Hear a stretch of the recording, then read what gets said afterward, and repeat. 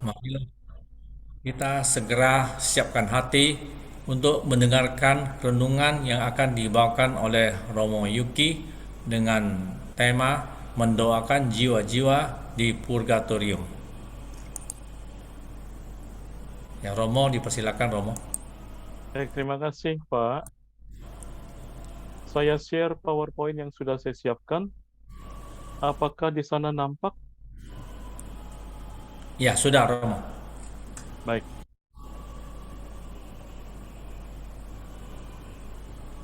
Shalom, Salam. Bapak Ibu, saudara-saudari terkasih dalam Tuhan.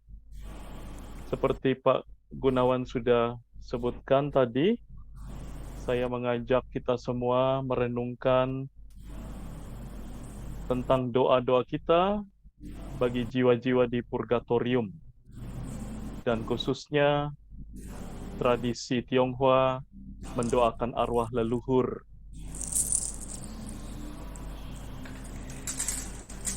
Di dalam buku harian Faustina 1226 dituliskan begini. Hari ini bawalah kepadaku jiwa-jiwa yang dipenjarakan di purgatorium, dan benamkanlah mereka dalam lubuk kerahimanku.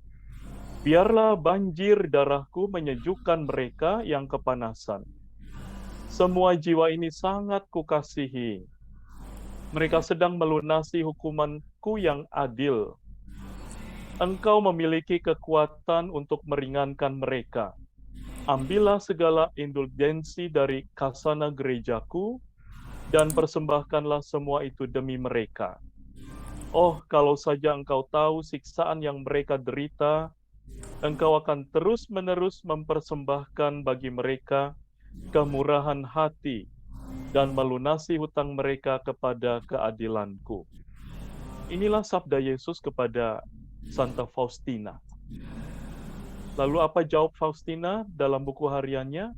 Dia menjawab, Yesus yang Maha Rahim, engkau sendiri telah berkata bahwa engkau menginginkan kerahiman. Aku membawa ke kediaman hatimu yang Maha Rahim, jiwa-jiwa di purgatorium, jiwa-jiwa yang sangat engkau kasihi, tetapi sekaligus harus melunasi hukuman yang dijatuhkan oleh keadilanmu. Semoga aliran darah dan air yang memancar dari hatimu memadamkan nyala api yang memurnikan itu, supaya di tempat itu pun kuasa kerahimanmu dapat dimuliakan. Itulah janji Faustina kepada Yesus, yang meminta dia dan juga meminta kita untuk terus-menerus mendoakan jiwa-jiwa malang di api penyucian atau purgatorium. Karena mereka tidak bisa berbuat apa-apa. Mereka hanya menunggu dan mengandalkan doa-doa kita. Ya. Jadi jangan pernah berdoa kepada jiwa-jiwa itu. Itu keliru. Jiwa-jiwa itu perlu didoakan. Dan jangan terbalik kita minta doa dari mereka. Ya, seringkali orang Katolik salah dalam hal ini. Mereka jiwa-jiwa yang malang yang tidak bisa apa-apa. Kita harus bantu mereka. Kepada siapa kita minta doa? Kepada jiwa-jiwa di surga. Bukan kepada jiwa-jiwa di purgatorium. Hati-hati. Nah, itulah sebabnya saya mengajak kita semua sekarang beralih kepada tradisi Tionghoa. Karena ada tradisi Tionghoa yang keliru dalam hal ini. Berdoa kepada jiwa-jiwa yang belum tentu ada di surga. Ya, ketika mereka di purgatorium, di api penyucian, mereka patut didoakan, bukan diminta doa. Apakah boleh umat Katolik keturunan Tionghoa melakukan tradisi mendoakan leluhur? Ya, mari kita bahas. Tentu saja akan banyak dokumen gereja yang saya tampilkan di sini supaya kita bisa mendapat dasarnya, tidak sekedar omong. Baik, mari kita lihat. Dokumen Plane Compertum S oleh Propaganda Fide tahun 39. Propaganda Fide ini adalah divisi, ya saya sebut divisi ya, terlalu duniawi, tapi itulah kementerian gitu ya, kementerian penyebaran iman dari Vatikan ya. Propaganda Fide tahun 39 sudah mengatakan umat Katolik Cina dapat melakukan doa menghormati leluhur dengan ritus Cina karena muatan religius ritus tersebut sudah disekularitaskan dan dianggap sebagai perayaan tradisi saja ya. Jadi propaganda Fide mengatakan apa yang dilakukan oleh orang-orang Cina di sana itu tidak terkait agama, disekularitaskan, ya ditradisikan. Jadi tidak menyangkut agama, melainkan menyangkut tradisi. Oleh karena itu kita jangan alergi memakai apa itu ritus tersebut. Kita lanjut. Penghormatan kepada leluhur dikatakan oleh propaganda Fide tidak bertentangan dengan ajaran Katolik. Karena apa? Karena perbuatan belas kasih tidak terbatas pada sesama yang masih hidup di dunia ini, tetapi juga kepada mereka yang sudah mendahului kita beralih dari dunia ini. Tuhan Yesus selalu meminta kita berbelas kasih kepada sesama. Dan bukan saja kepada sesama, tetapi kepada mereka yang sudah mendahului kita, sudah meninggal. Ya, belas kasih kita tidak boleh putus karena mereka sudah meninggal. Jadi penghormatan kepada leluhur itu tidak bertentangan dengan ajaran gereja Katolik. Tentang Plane Compertum S tadi, dokumen tentang diperbolehkannya upacara penghormatan leluhur, tertulis juga, jangan mempengaruhi orang-orang Cina untuk mengubah ritus mereka, kebiasaan mereka, cara-cara mereka sepanjang ini tidak secara terbuka berlawanan dengan agama dan moralitas yang baik. Jangan mengimpor hal-hal dari barat ke Cina, tapi imporlah iman. Iman tidak menolak atau menghancurkan ritus dan kebiasaan dari sebuah ras, sepanjang semua itu bukan hal yang jahat. Ya, betapa dokumen ini sangat bijaksana. Ya, jangan mudah mengkafir-kafirkan orang lain, mengkafir-kafirkan tata cara mereka, mengkafir-kafirkan agama mereka. Ya, sejauh mereka tidak berlawanan dengan agama dan moralitas yang baik, kita tidak boleh. Kita harus tetap menghormati. Paus Gregorius Agung jauh sebelum itu, pada tahun 590 sampai 604, sudah menulis, jadilah bijaksana dan jangan menghancurkan kuil-kuil di Inggris. Nah, ketika dia menulis kuil-kuil di Inggris, ini ada banyak sekali kuil untuk menyembah dewa-dewa, terutama dewa-dewa Yunani, ya, dewa-dewa Yunani. Cukuplah hanya untuk meniadakan berhala dari kuil-kuil itu. Siapkanlah air suci, percikilah kuil-kuil itu yang sudah ditinggalkan itu ya. Bangunlah altar dan tempatkanlah relikwi suci di dalamnya. Alasannya adalah kuil-kuil tersebut indah. Cukuplah untuk mengubah kuil-kuil itu yang dulunya dipakai untuk menyembah berhala, untuk dijadikan tempat-tempat menyembah Tuhan yang benar. Bukan main Paus Agung kita ini ya. Ketika ada kuil suci, rupanya ada gejala hancurkan karena itu berhala. Paus menasihati jangan. Itu tempat yang indah. Jangan dihancurkan tetapi disucikan. Altarnya jadikan tempat untuk altar kita. Jangan-jangan untuk misa juga bisa. Ya, kita sucikan hal-hal yang dianggap berhala itu untuk kita jadikan tempat menyembah Tuhan yang benar. Itulah gereja Katolik. kita mempunyai Paus Gregorius Agung yang begitu bijaksana. Lalu dalam konstitusi Sacrosanctum Concilium, ini salah satu dokumen Konsili Vatikan kedua yang dihasilkan tahun 63. Khususnya nomor 37 tertulis, gereja memelihara dan memajukan kekayaan yang menghiasi jiwa pelbagai suku dan bangsa. Apa saja dalam adat kebiasaan para bangsa yang tidak secara mutlak terikat pada tahayul atau ajaran sesat oleh gereja dipertimbangkan dengan murah hati dan bila mungkin dipelihara dengan hakikat semangat liturgi yang sejati dan asli. Nah, saya bangga menjadi anggota gereja Katolik. Gereja Katolik berjiwa besar, ya. Ketika gereja-gereja lain mengharamkan ini, mengharamkan itu, gereja Katolik tidak, ya. Apa saja dalam adat kebiasaan para bangsa yang tidak secara mutlak terikat pada tahayul atau ajaran sesat bisa dipertimbangkan dan dipelihara dengan hakikat semangat liturgi kita. Dan itu terjadi di dalam gereja Katolik. Masih dalam Sacrosanctum Concilium, ya, gereja menerima kebiasaan masyarakat lokal sepanjang hal itu tidak bertentangan dengan iman Katolik. Dengan demikian, gereja dapat bertumbuh dan berakar di dalam kehidupan masyarakat setempat dan membentuk persekutuan iman dan budaya.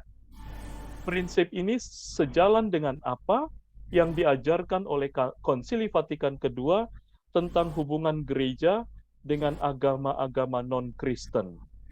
Nah, jadi dokumen Konsili Vatikan kedua yang lain adalah deklarasi Nostra Aetate. Nostra Aetate artinya zaman kita, zaman sekarang. Apa isi dari Nostra Aetate tersebut? Kita lihat. Dalam Nostra Aetate nomor 2 disebutkan gereja Katolik tidak menolak apapun yang benar. Dengan sikap hormat yang tulus, gereja merenungkan cara-cara bertindak dan hidup, kaidah-kaidah, serta ajaran-ajaran yang memang dalam banyak hal berbeda dari apa yang diyakini dan diajarkannya sendiri, tetapi tidak jarang memantulkan sinar kebenaran yang menerangi semua orang. Namun gereja tiada hentinya mewartakan dan wajib mewartakan Kristus sebagai jalan kebenaran dan kehidupan dan hidup. Itu dalam Injil Yohanes bab 14 ayat 6. Dalam Dia manusia menemukan kepenuhan hidup keagamaan. Dalam Dia pula Allah mendamaikan segala sesuatu dengan dirinya. Jadi Nostra Aetate Konsili Vatikan kedua menyatakan kita harus bersikap hormat yang tulus kepada ajaran-ajaran dalam agama lain, ya, yang juga tidak jarang memantulkan sinar kebenaran yang menerangi semua orang. Ya, dalam ajaran agama lain juga punya kebenaran, bukan dalam agama kita saja. Lihat betapa gereja kita berjiwa besar. Kita harus bangga menjadi anggota gereja Katolik. Hasil pembicaraan resmi antara para uskup Taiwan dengan Monsignor Joseph Cabrio di Vatikan pada tanggal 18 sampai 19 Juli tahun 64. Sudah lama ini, ya. Tapi ini menjadi dokumen penting. Tentang penghormatan leluhur dikatakan begini. 1. Untuk mengenang orang tua atau leluhur, pihak keluarga diperbolehkan untuk menyediakan plakat yang bertuliskan nama orang yang meninggal, tetapi tanpa tambahan tulisan lainnya yang berbau tahayul. Plakat tahu ya, macam itulah, macam nisan. Ada yang bisa dari besi, ada yang dari batu. Ya, tetapi jangan berbau tahayul, jangan ditulis siapa yang berdoa di depan plakat atau nisan ini akan banyak rezekinya, misalnya gitu. Ya, itu tidak boleh. Nomor 2, diperbolehkan untuk memberi penghormatan, sikap hormat di hadapan plakat tersebut atau foto tersebut atau peti jenazah. Itu boleh kita memberi penghormatan. Mungkin gereja lain tidak seperti kita, yaitu urusan mereka. Ya, gereja kita memperbolehkan. Ketiga, diperbolehkan untuk menyediakan buah atau makanan di depan plakat leluhur atau di kubur mereka, atau bahkan di depan peti jenazah. Boleh itu di dalam gereja Katolik. 4, tidak diperbolehkan membakar kertas uang bagi jenazah, sebab ini mempunyai makna tahayul, atau membakar boneka, ditusuk-tusuk kupingnya, lalu diajar supaya kamu mendengar ya, nanti kamu mengabdi kepada Tuhanmu. Itu tahayul bagi gereja Katolik. Itu tidak boleh. Uang kertas kita kirim dari dunia ini bagi mereka juga itu dalam ajaran Katolik itu tahayul. Tidak kita lakukan. Ya, itu ada 4 pedoman dari kesepakatan para uskup Taiwan dengan Vatikan yang diwakili Monsinyur Joseph Caprio. Saudara-saudari, penghormatan arwah leluhur sesungguhnya merupakan pelaksanaan perintah Allah yang keempat. Hormatilah ayah dan ibumu, walaupun mereka sudah meninggal. Ya, kita tidak putus hanya karena mereka sudah beralih dari dunia ini. Tetap kita menghormati. Dengan cara apa? Mendoakan mereka, memberikan silih bagi mereka, mungkin berupa intensi misa, mungkin juga berupa sikap baik kita terhadap sesama yang kita intensikan untuk keringanan atas dosa-dosa mereka. Ya, baik, kita lanjut.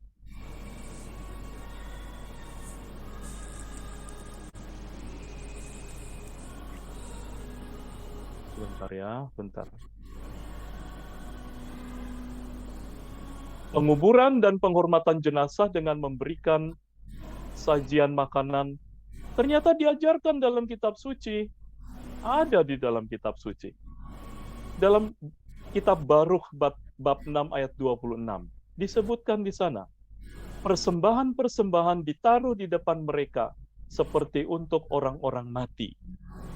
Lalu dalam kitab Putra Sirah bab 30 ayat 18, seperti makanan enak-enak yang disajikan kepada mulut terkatup, demikianlah pesajian yang ditempatkan di atas kubur. Ada juga dalam kitab Tobit bab 4 ayat 17. Sajikanlah dengan berlimpah-limpah makanan di atas kubur orang benar, tetapi jangan kau berikan kepada orang-orang berdosa.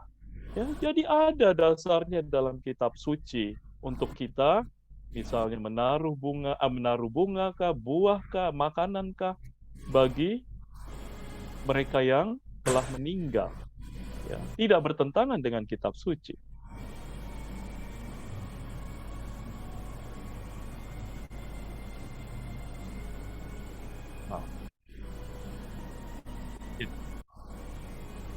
Pastor Agung Wijayanto, dia seorang dosen sastra Cina klasik di Universitas Sanata Dharma Jogja.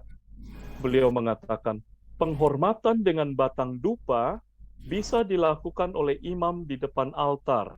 Fungsi dupa menyala atau berasap memang untuk menghormati pribadi yang lebih agung, yaitu Allah.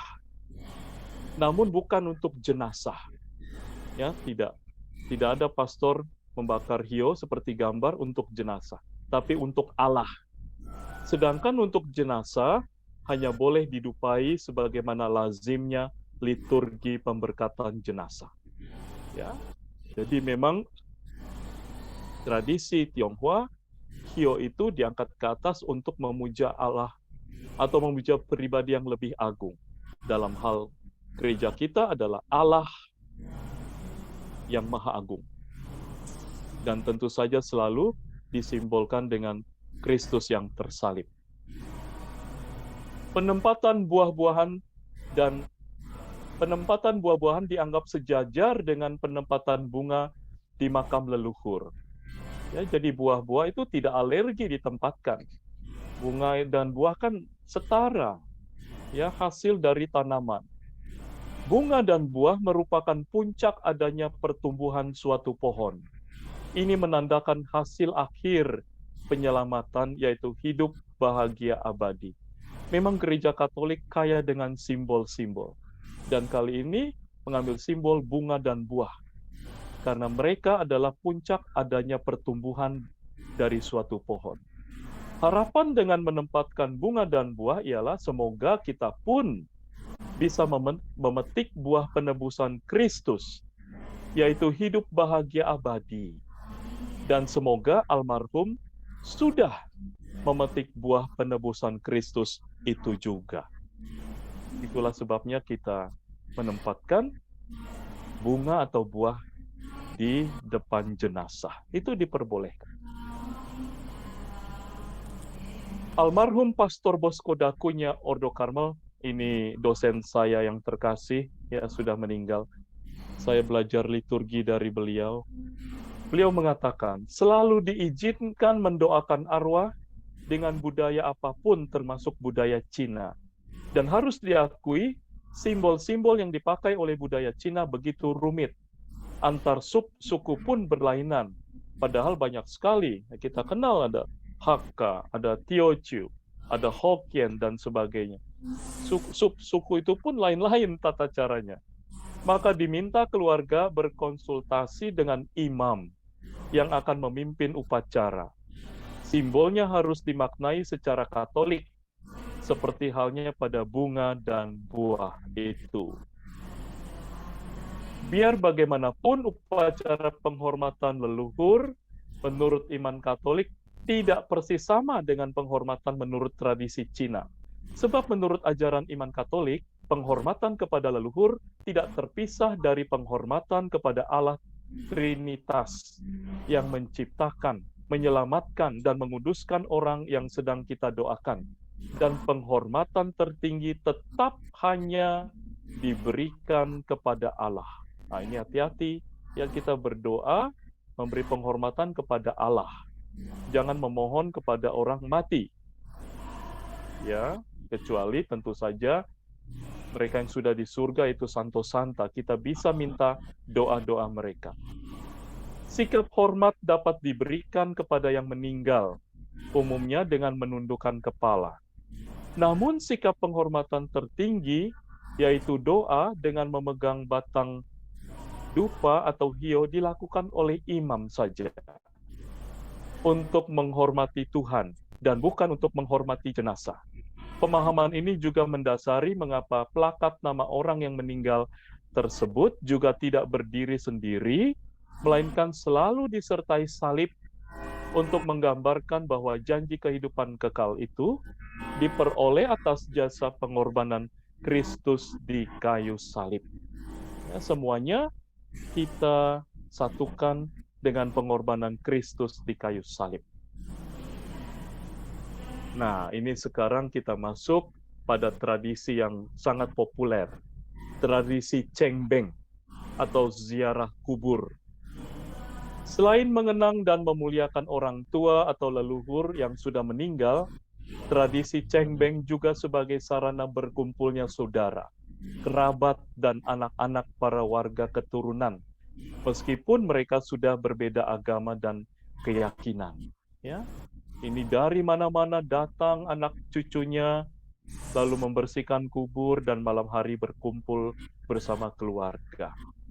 Dan paroki kami, Paroki Kristus Raja Medan, setiap cengbeng selalu mengadakan misa dengan intensi yang luar biasa banyak. Kami biasa misa jam 12 siang dan jam 6 sore. 2 kali misa dengan intensi yang ratusan banyaknya. Karena sangat masuk dengan tradisi Tionghoa tersebut. Dan ini sangat cocok dengan iman kita untuk mendoakan jiwa-jiwa di api penyucian. Selain mengenang dan memuliakan orang tua atau leluhur yang sudah meninggal dunia, tradisi cengbeng juga sebagai sarana berkumpulnya saudara, kerabat, dan anak-anak para warga keturunan, meskipun sudah berbeda agama dan keyakinan. Perbedaan agama dan keyakinan yang dianut dalam satu keluarga besar bukan suatu penghalang untuk berkumpul dan bersilaturahmi saat perayaan cengbeng. Melalui tradisi itu mereka dipersatukan.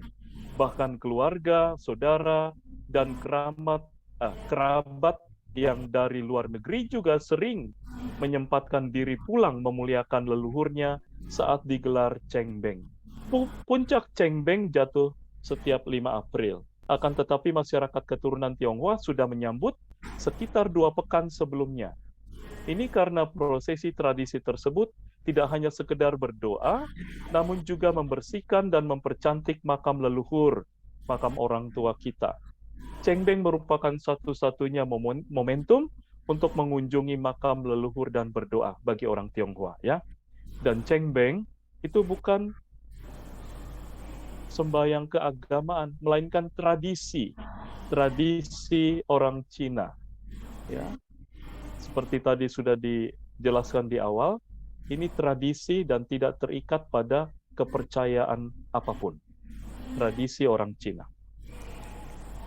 Oh, maaf, saya kira cukup sekian, terima kasih. Kok Romo tidak bahas yang lain? Karena memang, saya sebentar ya, keluar dulu. Karena memang tradisi mendoakan jiwa-jiwa di api penyucian atau tradisi mendoakan leluhur dalam tradisi Tionghoa ya cuma Cengbeng. Imlek lain lagi untuk merayakan pergantian tahun. Pekcun lain lagi. Pekcun itu tradisi di sungai, ya pesta sungai. Ya, itulah yang bisa saya berikan.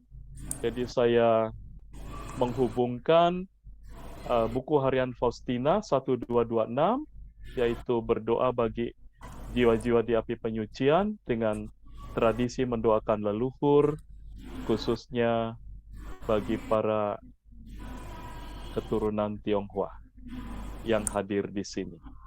Saya kira cukup sekian, terima kasih, Tuhan memberkati. Amin.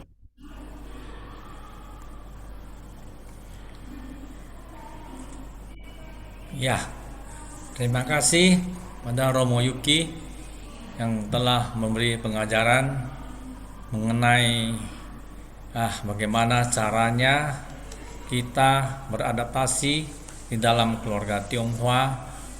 Saya rasa bukan keluarga Tionghoa aja, juga keluarga Batak, keluarga Jawa, mereka juga mempunyai tradisinya masing-masing.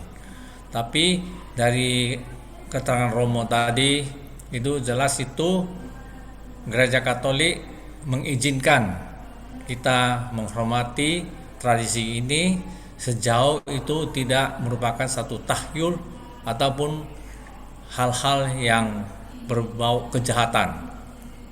Ya, saya rasa sangat jelas, Romo. Ya, mungkin ada Bapak Ibu yang mau bertanya, boleh silakan.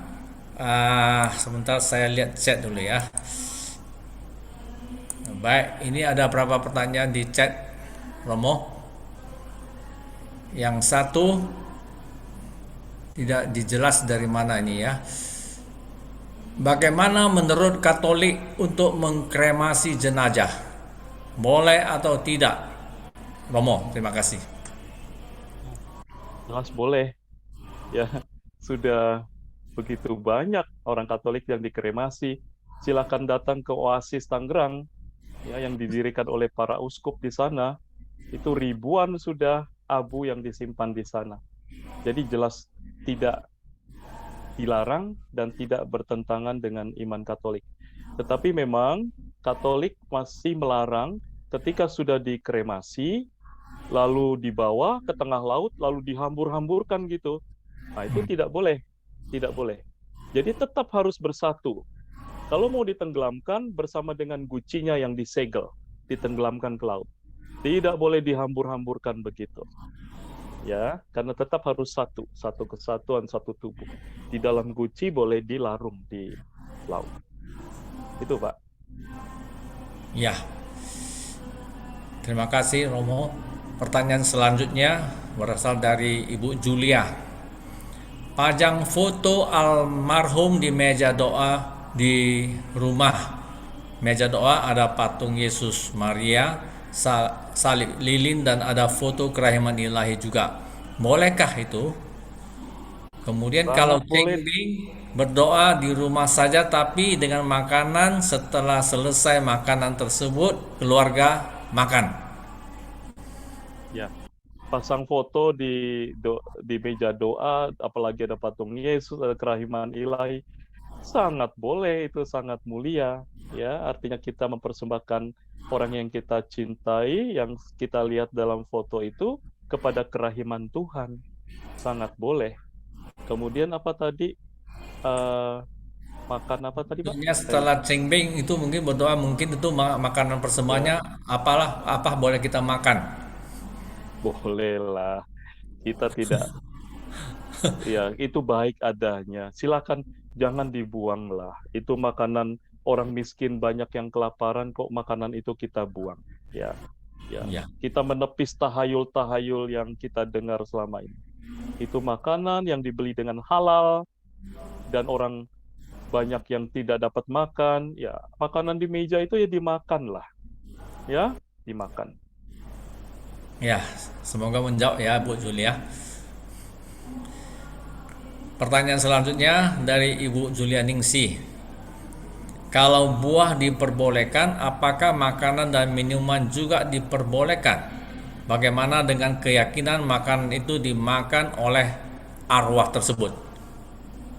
Itulah ini berbau tahayul. Jadi sudah dikatakan, jadi buah, bunga, makanan itu tanda kita menghormati mereka yang sudah meninggal. Ya, kita tepis tahayul bahwa tadi apa dikatakan tadi, ada apa tadi, Pak? Ada roh datang untuk makan di situ. Nah, bagaimana Atau apa kira-kira tadi? bagaimana caranya dia makan dan dia roh itu?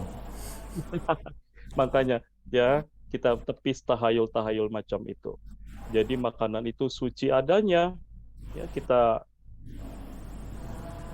beli dengan jerih payah kita, tentu saja semua itu halal, dan kita paparkan di meja atau di depan foto atau di depan, bahkan depan peti jenazah sebagai tanda hormat saja, tanda hormat kepada orang tua kita yang baru saja meninggal atau yang sudah meninggal. Ya, itu diperbolehkan dimakan, silakan. Ya, jelas ya Bu Julia. Selanjutnya dari Bapak Franz Dharma. Mohon izin bertanya Romo Yuki. Apakah boleh abu jenazahnya yang sudah dikremasi disimpan di rumah? Terima kasih.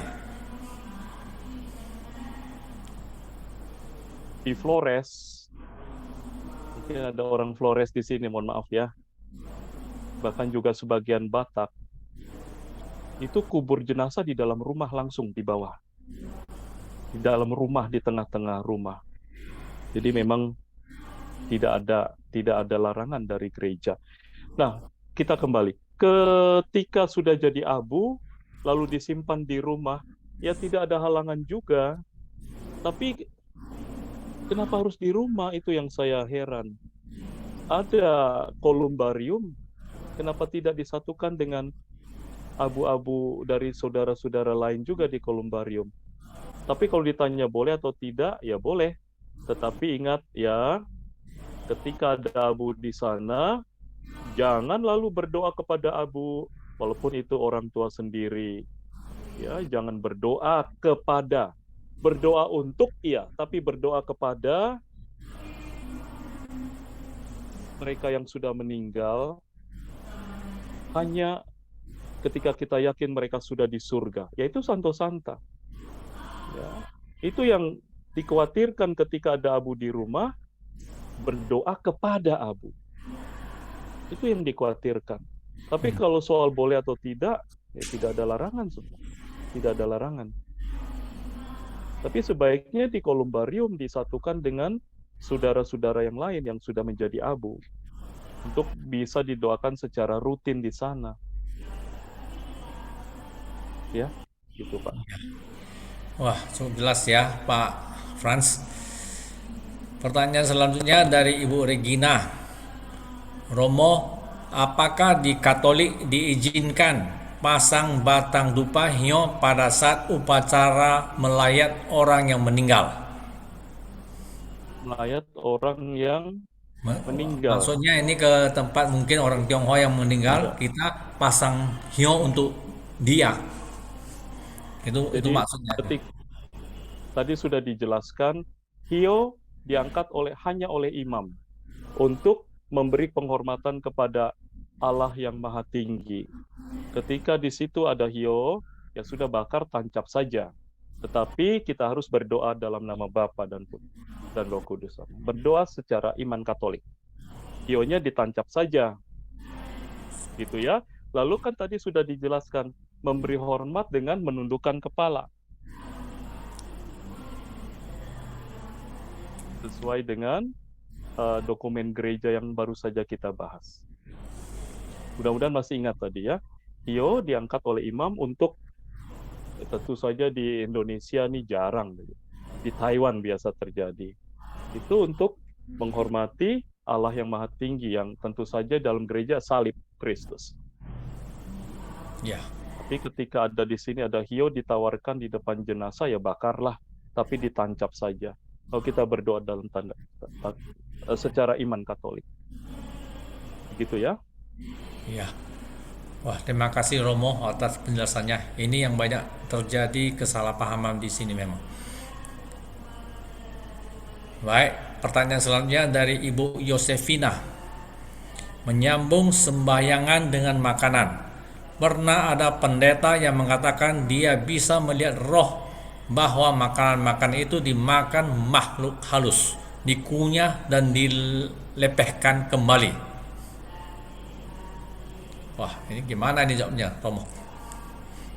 Wah, saya nggak tahu, tanya pendetanya. Ya, menurut iman saya dan menurut iman kita Katolik, tidak demikian. Tidak demikian. Ya, saya kembalikan, tanya saja pendetanya. Saya tidak pernah melihat apapun di situ. Saya melihat makanan, ya makanan, buah ya buah, bunga ya buah, bunga ya bunga. Ya, dan kita berhadapan dengan, di situ ada salib Kristus. Pasti ada salib Kristus. Bagaimana kita mau mengatakan hal-hal seperti tadi ya, pendeta lihat? Mohon maaf, saya tidak bisa jawab itu, silakan tanya pendetanya. Tapi Ya. iman kita tidak begitu. Iman kita tidak begitu, ya. Cukup jelas ya Ibu Yosefina. Selanjutnya dari Ibu Herlinda. Romo, apa beda dengan tanggal 2 November? Maksudnya mungkin Cengbeng tuh Ya, ya. 2 November, ya. Itu Ya. kan hari raya arwah orang beriman. Itu jelas khas gereja Katolik, jelas. Tetapi Cengbeng ini kan tradisi Tionghoa yang ingin kita sucikan. Ya, jadi 2 November iya, Cengbeng iya, nggak ada masalah. Nggak ada masalah. 2 November pastilah ajaran gereja Katolik seluruh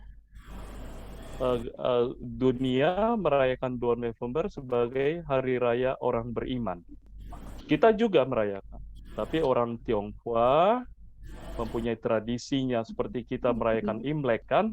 Ya, Cengbeng juga tradisi Tionghoa, tetapi khusus untuk mendoakan arwah leluhur. Sebetulnya tujuannya sama memang. Sama. Tapi ini untuk menyucikan tradisi Cina yang sudah ada. Ya, dua-duanya boleh, silakan. Ya. Tentu saja tanggal 2 sama sekali sama sekali ajaran Katolik itu memang. Ya, kalender liturgi jelas ada. Ya, cukup jelas ya Bu Herlinda.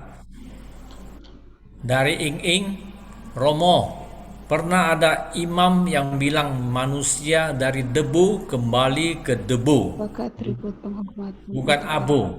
Jadi sepertinya tidak menganjurkan kremasi. Bagaimana pendapat ini Romo? Terima kasih.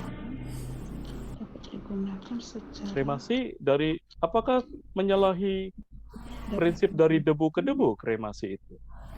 Debu atau Ya. abu kan sama. atribut penghormatan untuk Tapi jelas kremasi sangat diizinkan oleh gereja Katolik. Itu jelas. Ya.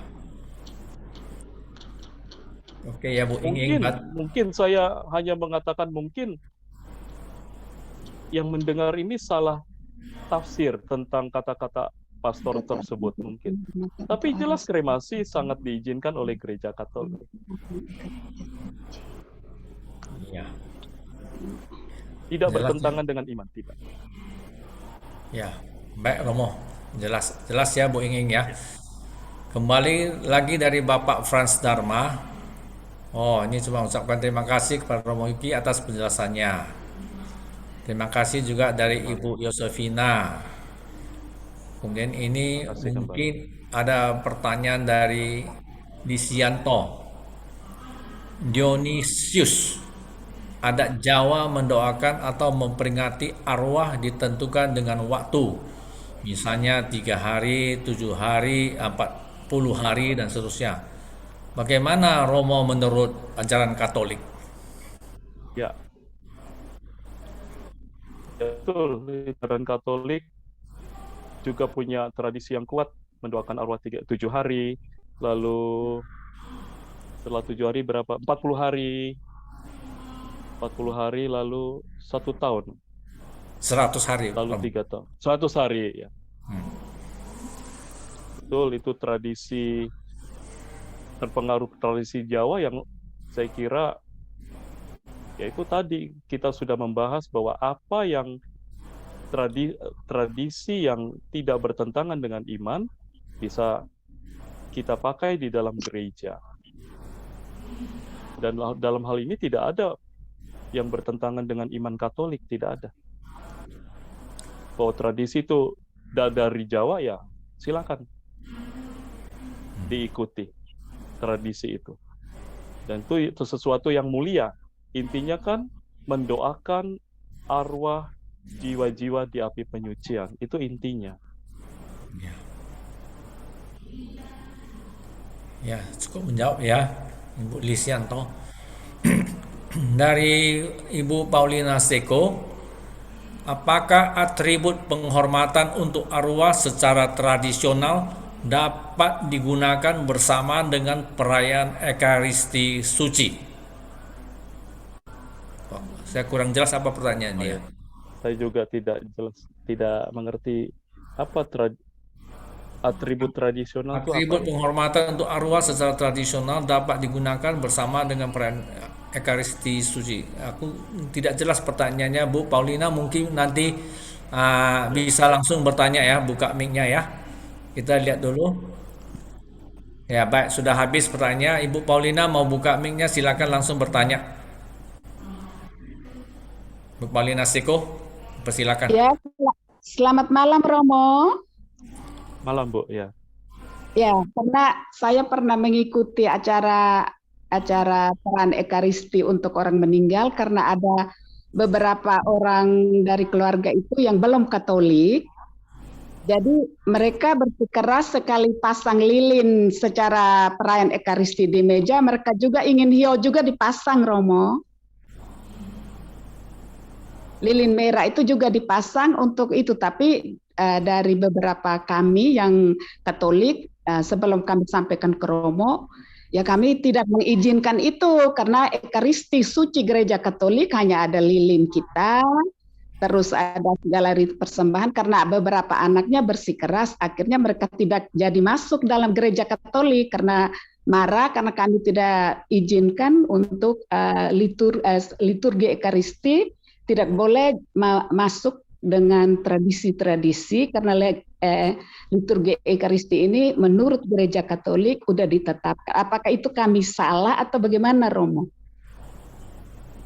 Altar untuk Ekaristi hanya ada lilin dan alat-alat misa.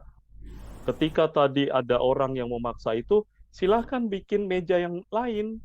Mungkin di luar gereja, atau di samping begitu. Tidak boleh di altar Ekaristi, memang tidak boleh. Ya, di altar Ekaristi hanya lilin dan salib dan alat-alat misa. Tidak boleh semaunya orang, oh saya mau ini, mau maksakan nih, mau dikasih apa nanti? Nanti jangan dikasih kepala babi kah? Dikasih. Tidak boleh, altar Ekaristi ya harus sesuai dengan aturan liturgi gereja. Kalau mau itu tadi itu, silakan meja lain saja. Tapi memang jangan di dalam gereja lah. Iya, Ya, Romo. di luar Jadi gereja. kalau memang mau ingin di dalam gereja walaupun tidak di altar, ya itu yang kami protes bahwa tidak Ya, bisa, pastor pasti tidak izin walaupun di pintu tidak masuk boleh. atau di pinggiran. Di situ sedikit ada pertentangan sehingga banyak dari anak-anak yang tidak Katolik, mereka tidak mau masuk gereja Katolik karena permintaan itu dari ketua lingkungan kami keras untuk tidak kami izinkan walaupun di pintu gereja Betul. masuk. Ya, terima kasih Romo. Betul. Sekarang Saya baru saya yakin, terima kasih Romo. saya yakin seluruh umat Katolik pun akan mendukung itu. Betul. Altar Ya, untuk misa harus suci adanya. iya. Ya, jangan dicemari dengan yang lain-lain. Iya Romo. Terima kasih Romo penjelasannya sehingga kami juga merasa tidak ya kami rasa batin kami agak aman karena kami tegas. Pasti Romo Ya, tidak harus izin tegas. walaupun di pinggir. Ya, terima kasih Romo. Harus tegas. Ya, terima kasih. Saya juga setuju, saya support Bu Paulina. Iya, Itu betul. benar. Itu ekaristi itu altar tuh sangat suci itu jangan dicemarkan Betul. apapun. Betul, Setuju. Pak. Ya. Baik, ada pertanyaan satu lagi. Romo dari Ibu Ana. Selamat malam, Romo Yuki. Saya ingin bertanya, boleh tolong dijelaskan bagaimana dengan ada sanak saudara yang diberikan mimpi oleh arwah yang sudah meninggal, berupa pesan-pesan ataupun tanda-tanda. Sebagai contoh, baru-baru ini ada yang meninggal dan salah satu dari kerabat diberikan mimpi, di mana hal yang dimimpikan itu benar adanya. Bagaimana ini ya Romo menurut penjelasannya? Terima kasih Romo. Ya, kita kembali kepada iman kita saja, bahwa adalah mulia untuk mendoakan arwah-arwah di api penyucian atau arwah para leluhur kita. Ya, entah itu mimpi atau tidak, memang tugas kita untuk mendoakan. Silakan didoakan. Kalau memang merasa ini mimpi adalah apa tanda-tanda hubungan batin, ya silakan. Tidak sangat mulia kalau kita langsung memberi mereka intensi misa atau mengundang lingkungan untuk berdoa rosario bagi arwah tersebut, itu sangat mulia. Ya silakan. Intinya tidak bertentangan dengan iman kita. Kita harus mendoakan mereka di api penyucian. Kita harus memberikan silih karena mereka jiwa-jiwa malang yang tidak bisa berbuat apa-apa. Jadi tambahan penjelasan sedikit. Ada 3 jenis gereja. Gereja menderita, gereja berjaya, gereja yang mengembara. Gereja menderita itulah jiwa-jiwa di api penyucian. Disebut gereja karena mereka juga adalah umat Allah. Gereja jaya itulah jiwa-jiwa di surga, Santo Santa dan mereka yang orang-orang yang sungguh sudah ada di surga, jiwa-jiwa kudus di surga. Dan gereja mengembara. Gereja mengembara ini kita yang masih hidup. Kita yang masih hidup mengharapkan doa dari gereja jaya ini. Gereja jaya itu gereja di surga. Nah, gereja yang menderita itu jiwa-jiwa di api penyucian membutuhkan doa dari kita yang masih hidup. Saling mendoakan begitu. Tapi harus jelas. Jangan kita minta doa kepada jiwa-jiwa yang masih di api penyucian, mereka minta doa kita kok. Nah, ini yang harus tadi ada sebuah kata yang mungkin kita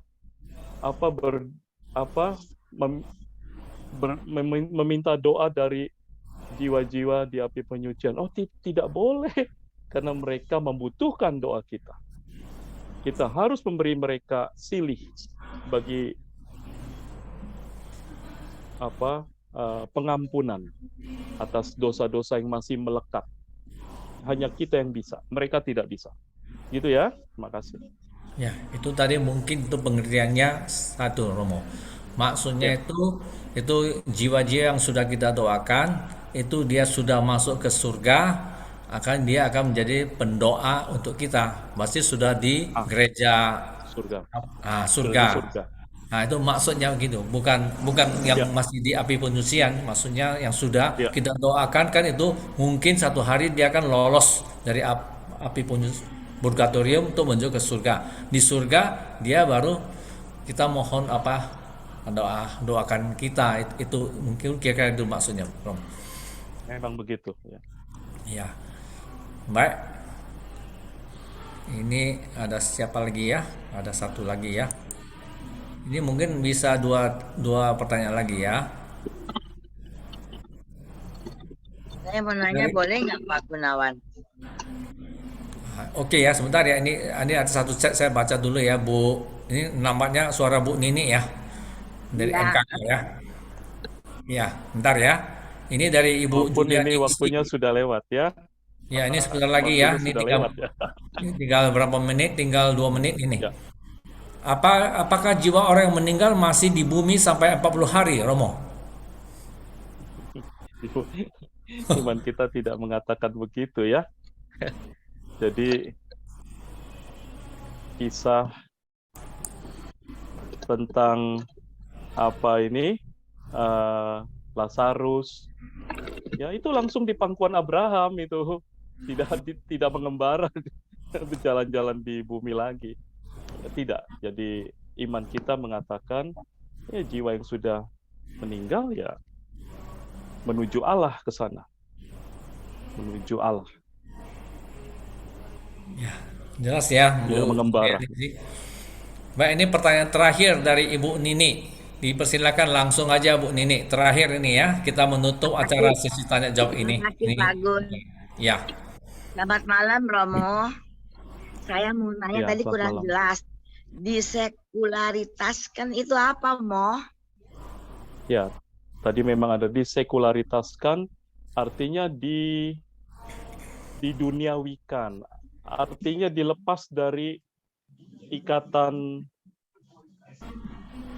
keagamaan atau kepercayaan. Jadi menjadi sekular. Jadi tradisi mendoakan itu, mendoakan arwah leluhur itu yang di Cina itu lepas dari kepercayaan atau agama. Itu adalah tradisi. Makanya boleh kita luhurkan. Boleh kita Jalankan. murnikan di dalam liturgi kita. Ya, jadi tidak terikat pada kepercayaan atau agama tertentu, tidak. Cengbeng, Imlek itu tidak terikat pada agama, Iya. tapi tradisi sekular. Gitu, Bu ya. Makasih, Romo. Makasih, Romo. Selamat malam. Sama-sama. Ya. Selamat malam. Baik. Kita segera menutup acara sesi tanya jawab ini.